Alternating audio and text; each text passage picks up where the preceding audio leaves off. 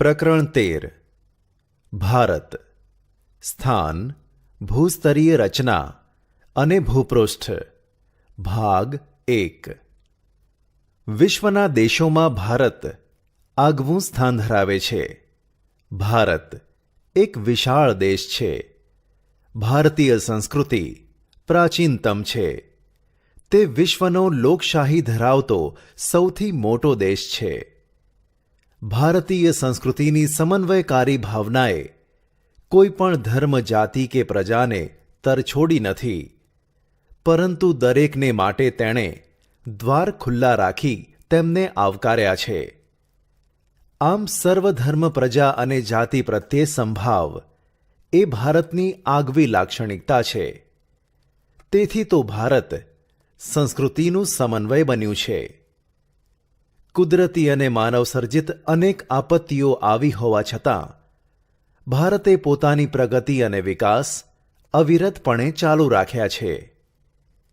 આ ઉપરાંત ભારતીય સંસ્કૃતિનું ઘડતર અને વિકાસમાં ભૌગોલિક પરિસ્થિતિએ પણ મહત્વનો ભાગ ભજવ્યો છે. ભૌગોલિક દ્રષ્ટિએ ભારત ઉત્તર ગોળાર્ધમાં આવેલો છે. તે એશિયા ખંડના દક્ષિણ ભાગમાં વિસ્તરેલો છે. ભારતના મુખ્ય ભૂમિખંડનો વ્યાપ 8 ડિગ્રી 4 મિનિટથી 37 ડિગ્રી 6 મિનિટ ઉત્તર અક્ષાંશ વૃત્ત અને 68 ડિગ્રી 7 મિનિટથી 97 ડિગ્રી 25 મિનિટ પૂર્વ રેખાંશ વૃત્ત વચ્ચે આવેલો છે. ભારતની મધ્યમાંથી કર્કવૃત્ત પસાર થાય છે, જે 23 ડિગ્રી 30 મિનિટ ઉત્તર અક્ષાંશ વૃત્ત પર આવેલ છે અને દેશને 2 ભાગોમાં વિભાજિત કરે છે. તેનો ઉત્તર ભાગ વધુ પૂર્વ પશ્ચિમ દિશાઓમાં ફેલાયેલો છે. અહીં વિશાળ મેદાનો તથા હિમાલય પર્વત શ્રેણી આવેલા છે. કર્કવૃત્તથી દક્ષિણે આવેલું ક્ષેત્ર ત્રિકોણ આકાર ધરાવે છે. તેનો દક્ષિણ તરફનો ભૂભાગ સાંકડો થતો જાય છે. આ મુખ્યત્વે દ્વીપકલ્પીય ઉત્તર પ્રદેશનો ભાગ છે. તેમાં પૂર્વ તથા પશ્ચિમના કિનારાના સાંકડા મેદાનોનો સમાવેશ થાય છે. ભારત દેશના અક્ષાંશીય અને રેખાંશીય વ્યાપ બંને લગભગ સરખા અર્થાત 30 ડિગ્રી છે, પરંતુ વાસ્તવિક રીતે કાશ્મીરથી કન્યાકુમારી ઉત્તરથી દક્ષિણ લંબાઈ 3214 કિલોમીટર છે. પશ્ચિમે ગુજરાતથી શરૂ કરી પૂર્વે અરુણાચલ પ્રદેશ સુધીનો વિસ્તાર 2933 કિલોમીટર છે. રેખાંશીય તફાવતને કારણે તેના પૂર્વ તથા પશ્ચિમે આવેલા દૂરના સ્થળોના સ્થાનિક સમયમાં આશરે 2 કલાકનો તફાવત છે.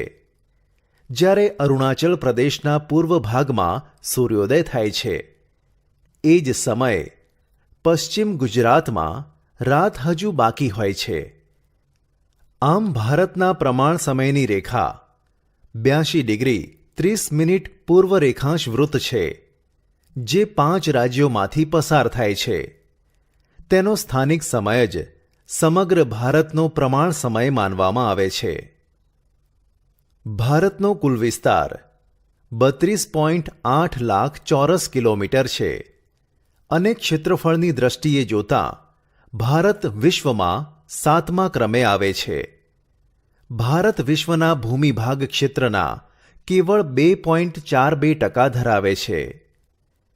વિશ્વના જે 6 દેશો ભારતથી મોટા છે તે અનુક્રમે રશિયા, કેનેડા, યુએસ, ચીન, બ્રાઝિલ અને ઓસ્ટ્રેલિયા છે. ભારતનો ભૂમિભાગ એશિયા ખંડની દક્ષિણ તરફ આવેલો છે. તેની ઉત્તરમાં ઊંચી પર્વત શ્રેણીઓ સેંકડો કિલોમીટર લંબાઈમાં પશ્ચિમથી પૂર્વ દિશામાં પથરાયેલી છે. તેના કારણે તિબ્બત તથા ચીન સાથે આવન જાવન કેવળ ઊંચાઈએ આવેલા પર્વતીય ઘાટ મારફતે જ શક્ય છે. દક્ષિણમાં ભારતીય દ્વીપકલ્પની પૂર્વમાં બંગાળાની ખાડી, પશ્ચિમમાં અરબ સાગર તથા દક્ષિણે હિન્દ મહાસાગર આવેલો છે. આ સમુદ્રનો જળમાર્ગ તરીકે ઉપયોગ થાય છે. જમીન માર્ગો પર્વતીય અવરોધોથી ઘેરાયેલ હોવા છતાં ભારતે બહારથી આગમન થયેલા સાંસ્કૃતિક તત્વોને સ્વીકાર્યા છે અને તેઓ ભારતીય સમાજમાં ભળી ગયા છે. વિદ્યાર્થી મિત્રો, ભારત પૂર્વ ગોળાર્ધમાં મોકાનું સ્થાન ધરાવે છે અને તેનું વ્યૂહાત્મક મહત્વ પણ વિશેષ છે, જેમાં પ્રાચીન કાળમાં પરસ્પર સંબંધોને વિકસાવવામાં સમુદ્રોનું મહત્વપૂર્ણ યોગદાન રહ્યું છે. હિન્દ મહાસાગરના શીર્ષસ્થ સ્થાને ભારત આવેલો છે. પૂર્વ આફ્રિકા, પશ્ચિમ એશિયા, દક્ષિણ એશિયા તથા દક્ષિણ પૂર્વ એશિયાના દેશોની સાથે સમુદ્ર માર્ગો દ્વારા ભારતનો સંબંધ પ્રાચીન કાળથી રહ્યો છે. પરિણામે ભારતે આ દેશોની સાથે ઘનિષ્ઠ સાંસ્કૃતિક અને વ્યાપારિક સંબંધો પોતાના વિશિષ્ટ સ્થાનને કારણે વિકસાવ્યા છે. હિન્દ મહાસાગરમાં કોઈપણ દેશની તટીય સીમા ભારત જેવી નથી.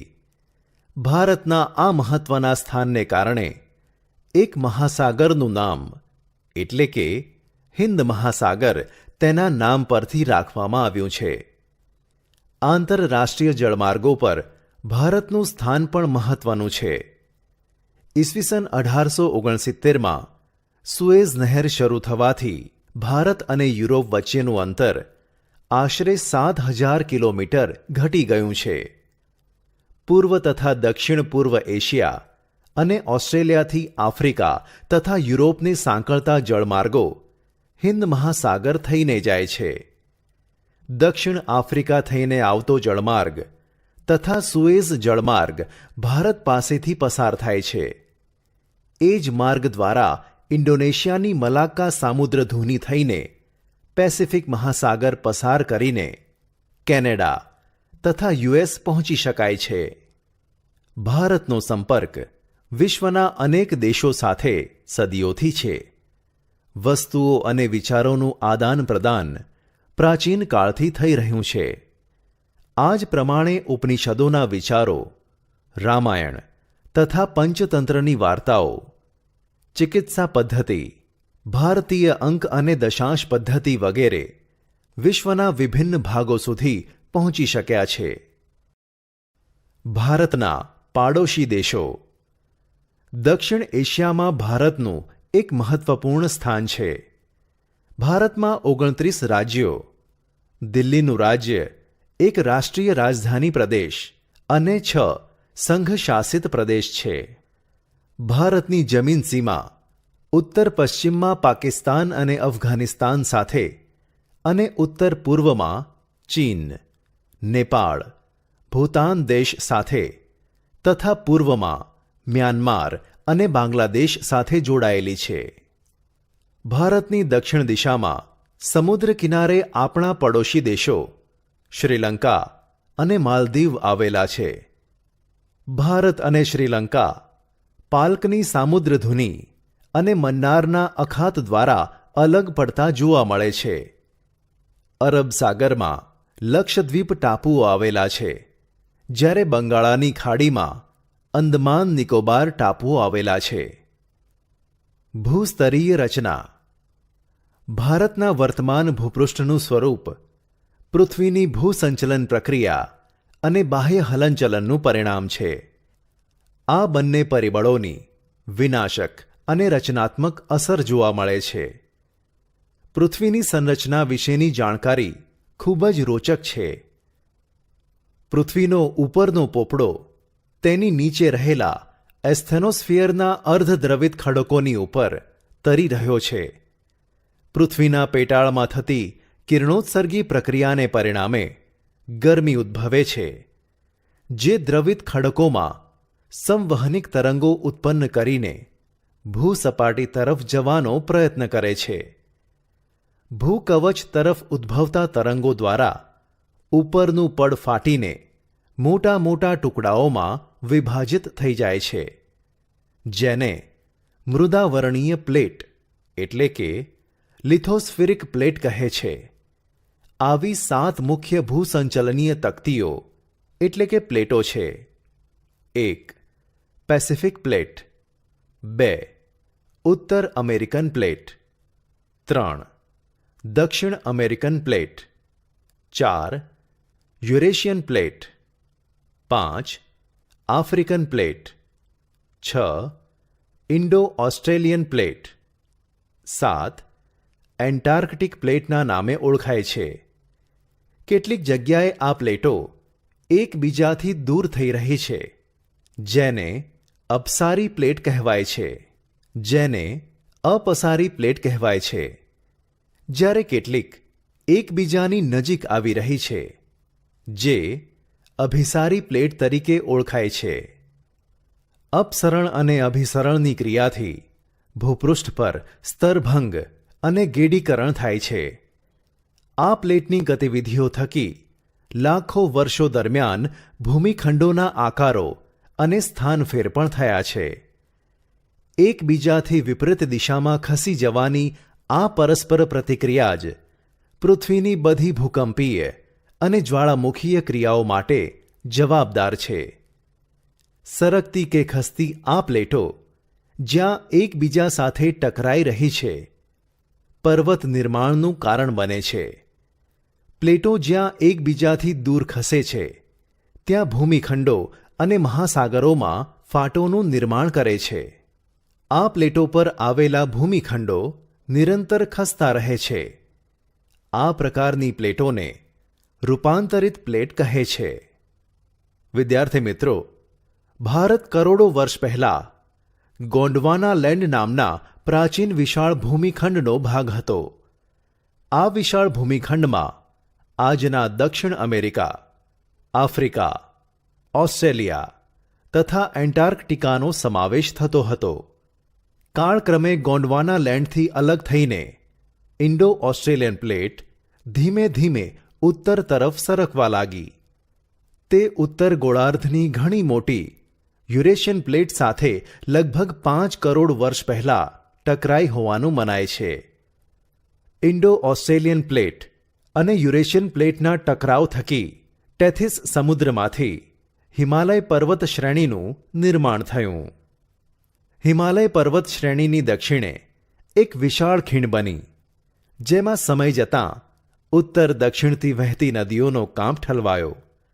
આ રીતે હિમાલય અને દ્વીપકલ્પીય ઉચ્ચ પ્રદેશની વચ્ચે અત્યારનો ગંગાનો મેદાની પ્રદેશ બન્યો.